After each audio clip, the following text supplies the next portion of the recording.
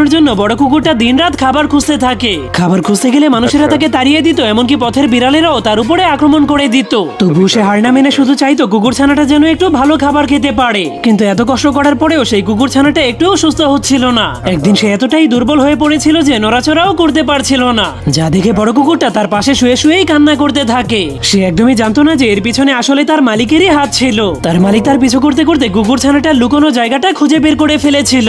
এরপর মাছের মধ্যে অজ্ঞান করার ওষুধ মিশিয়ে দিয়েছিল, যার কারণে বড় কুকুরটার জ্ঞান ফিরলেই সে দেখতে পায় তার মালিক তাকে একটা খাঁচার মধ্যে বন্দি করে ফেলেছে। তখনই তার মালিক তাকে বলে, আমি ওই কুকুরছানাটাকে শেষ করে দিয়েছি। যা শুনে কুকুরটা তার মালিকের উপর অনেক ভয়ঙ্কর ভাবে রেগে গেলে তার মালিক তাকে এক টুকরো ডগ ফুড খেতে দেয়। এরপর আরেকটা খাঁচার সামনে গিয়ে আরেক টুকরো সেই ছোট্ট কুকুরছানাটাকে খেতে দেয়। আসলে তার মালিক সেই প্রতিবেশীদের কাছ থেকে কুকুরছানাটাকে মারার জন্য যেই টাকাগুলো পেয়েছিল সেই সবগুলো টাকা খরচ করে সেই কুকুরছানাটাকে চিকিৎসা করে সুস্থ করে ফেলেছিল, যা দেখে বড় কুকুরটা তার মালিকের উপর অনেক খুশি হয়ে কান্না শুরু করে দেয়।